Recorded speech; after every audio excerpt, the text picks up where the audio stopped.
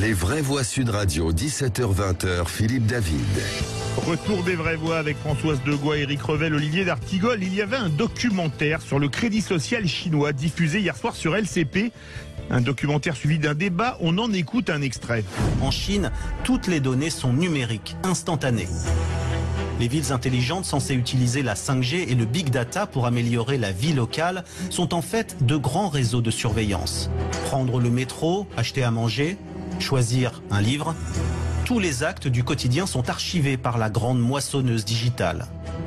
La récolte est faite par le régime, qui mélange toutes ces données pour construire le portrait numérique de chaque citoyen. Un extrait donc avec des chiffres terrifiants à Chongqing, 31 millions d'habitants, une caméra pour 6 habitants, ça fait plus de 5 millions de caméras. À Shanghai, 24 millions d'habitants, une caméra pour 9 habitants. La France, la ville la plus surveillée en France, est Nice avec une caméra pour 130 habitants. Et puis il y a le crédit social, selon ce que vous faites, vous pouvez avoir 950 points et vous êtes un citoyen modèle, ou avoir 350 points et ne plus avoir le droit de prendre le train, l'avion ou de partir à l'étranger. Avec nous, Jean-Gabriel Ganassia, professeur à la faculté des sciences de la Sorbonne et chercheur au LIPSIS, qui participait au débat hier soir. Jean-Gabriel Ganassia, bonsoir. Bonsoir. Bienvenue sur Sud Radio. Ce documentaire, je l'ai trouvé personnellement terrifiant. Vous êtes d'accord ? Ah oui, moi aussi, j'ai trouvé que c'était absolument effrayant de voir cette infantilisation qui est à l'œuvre aujourd'hui en Chine. J'étais au courant du crédit social, mais vraiment celui-là, je crois, donne une vision extrêmement claire et il incarne cette notion de crédit social de façon très juste et très intéressante. Françoise Degois. Oui, j'ai lu plein de papiers. J'ai pas vu ce documentaire, malheureusement, je m'en excuse. Ah mais regardez-le en replay. Non, mais j'ai lu beaucoup de papiers sur cette folie qui est... Alors c'est vraiment, il y a quelque chose qui est... comment dirais-je ? Il y a quelque chose qui est désolant sur la Chine. On avait quand même le sentiment qu'il y avait une ouverture qui se faisait. Je parle pas de Zhou Enlai, qui était vraiment le très grand dirigeant que nous connaissons, mais on avait le sentiment... Et on avait le sentiment que quelque chose s'ouvrait, que quelque chose vraiment s'attendrissait. Et même pour les gens qui regardaient ça de l'extérieur, quand Xi Jinping est élu, ce prince rouge, on se dit il est moderne, sa femme est une très grande chanteuse populaire, etc. On avait le sentiment qu'on allait continuer sur cette voie de la modernisation d'une Chine qui était entre deux eaux et qui allait choisir l'eau vraiment de plus en plus transparente. Et puis voilà, il y a comment dirais-je, quelque chose qui s'est refermé, qui s'est durci encore plus qu'avant, et c'est très très fou ce qui se passe en Chine, qui est un pays absolument magnifique. Moi, ça va dans le sens, si vous voulez, du règne de Xi Jinping. En fait, voilà, il y a rien qui m'étonne dans ce crédit social. En fait, vous n'êtes pas d'accord avec Jean-Gabriel Ganassia? Alors, je crois effectivement que c'est dans la logique politique qui est à l'œuvre en Chine. Ce qui est vraiment étonnant aujourd'hui, c'est l'utilisation de la technologie. C'est-à-dire que c'est non seulement une société de surveillance, mais en même temps, c'est une société qui veut montrer à l'ensemble du monde qu'elle possède l'ensemble des technologies et qu'elle est la championne de ces technologies. Et là, effectivement, le résultat est vraiment effrayant, puisque c'est une surveillance continue. C'est-à-dire qu'on a non seulement des caméras qui prennent de l'information, mais on a sur ces caméras des logiciels qui font appel à de l'intelligence artificielle et qui sont capables de reconnaître chaque individu, de déterminer son comportement et à partir de ça, d'établir un score social. Vous avez cette chose effrayante qui est montrée dans le film, c'est que lorsque vous traversez une rue hors des passages piétons ou au feu vert, hors des passages piétons, vous avez tout à coup votre photo qui s'affiche et c'est là pour vous faire honte et pour vous apprendre à vous comporter correctement. Olivier d'Artigol. Oui, c'est effrayant parce que surtout on a du mal à imaginer dans ce Big Brother en direct ce que pourraient donner les futures évolutions technologiques. C'est-à-dire ça peut aller jusqu'où. Je rejoins ce qu'a dit François sur Xi Jinping. Moi j'ai suivi les premiers pas. Moi aussi j'étais plein d'espoir. On y voyait quand même quelque chose de redoutablement réfléchi, notamment sur les routes de la soie. et sur la manière dont la Chine aujourd'hui réfléchit à l'échelle du monde. Je pense qu'il y a une complexité chinoise qu'on n'a pas toujours bien réfléchie vue d'ici, et qu'il faut, si ce n'est comprendre, s'intéresser, se documenter sur la manière dont cela se passe là-bas.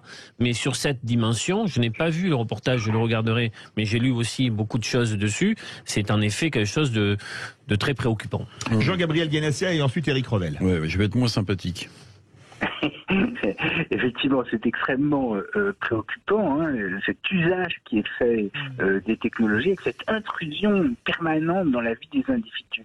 Il faut savoir, par exemple, hein, que les Chinois ont testé l'utilisation des interfaces cerveau-ordinateur pour les enfants dans les écoles afin de déterminer leur capacité de concentration et éventuellement, bien sûr, hein, de les punir s'ils n'étaient pas concentrés. Derrière cela, il y a une volonté de réaliser une société harmonieuse. J'ai été en contact avec des Chinois. Hein. C'était une réunion organisée par l'ambassade de France en Chine, une réunion bilatérale. On m'avait demandé de parler d'éthique de l'intelligence artificielle et mon homologue chinois le faisait.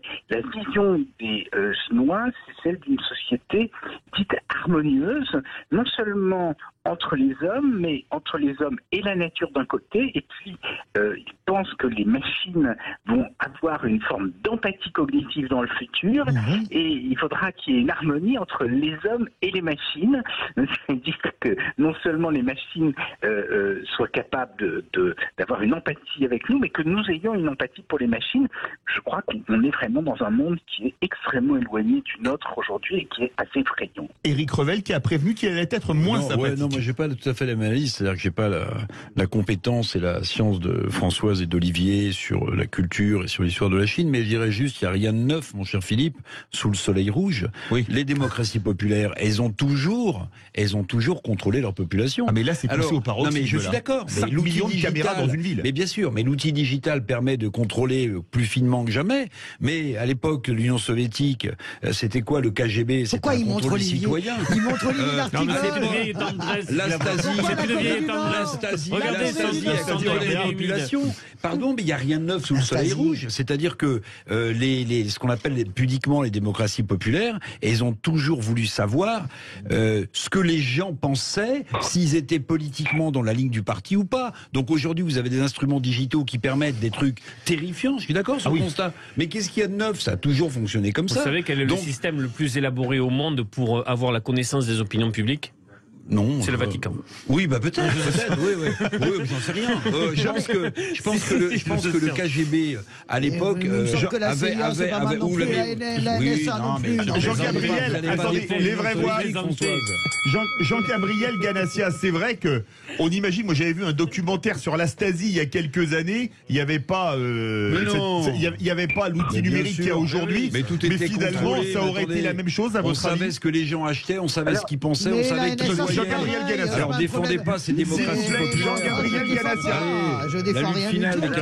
Jean-Gabriel Ganassia. Quelle horreur, pas du tout. Je pense que vous avez raison en ce sens où il y a certainement une continuité entre ce qu'était la volonté de la Stasi ou l'Union soviétique stalinienne, mais je crois qu'il y a quelque chose de différent en même temps. Moi j'ai revu il y a peu de temps 1984, que c'est dans un monde de rareté, de pauvreté, tandis que là c'est un monde d'abondance. Ce qu'on voit dans le documentaire, c'est que c'est une société de consommation et on fabrique des consommateurs, on donne d'ailleurs des points aux personnes en fonction de ce qu'elles achètent. Donc d'un côté c'est une société d'abondance et d'un autre côté, alors, ce qui est beaucoup plus effrayant, c'est que dans les sociétés staliniennes, on essayait d'induire la pensée à partir du comportement. Mais ce qui importait, c'était le comportement. Il fallait avoir une conformité entre son comportement et ce qui était demandé. Tandis que là, on essaye d'aller plus loin.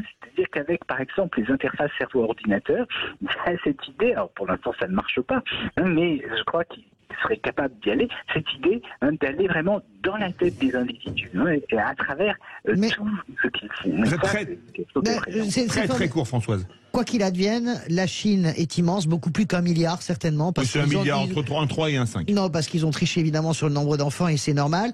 C'est une classe moyenne qui se développe, qui aspire aussi à la liberté. Ça veut dire que ce régime-là, quel que soit le temps que ça prendra, ne tiendra pas, aussi technologique soit-il, parce qu'à un moment donné, la soif de liberté des peuples l'emporte absolument sur tout le contrôle mis en place. La Chine contrôlée par le PC dans toutes les provinces. Maoïste. Merci beaucoup. Mais justement, je pense pas à ça. Merci beaucoup Jean-Gabriel Ganassia, professeur à la faculté des sciences de la Sorbonne et chercheur au Lipsis. Je vous incite à regarder en replay ce documentaire sur LCP. Et Jean-Gabriel Ganassia, merci. J'ai trouvé que vous aviez tenu hier des propos extrêmement intéressants lors du débat, comme ce soir tous les régimes sur tombent. Sud Radio. Non mais Jean-Gabriel, on est d'accord que tous ces régimes tombent un jour. Il est parti. Ah, mais non, ça a coupé. Merci beaucoup. Tout de suite, notre grand débat. Le convoi de la liberté peut-il torpiller la candidature Macron? Vous êtes 86,4% à dire oui. On se retrouve immédiatement avec les vraies voix.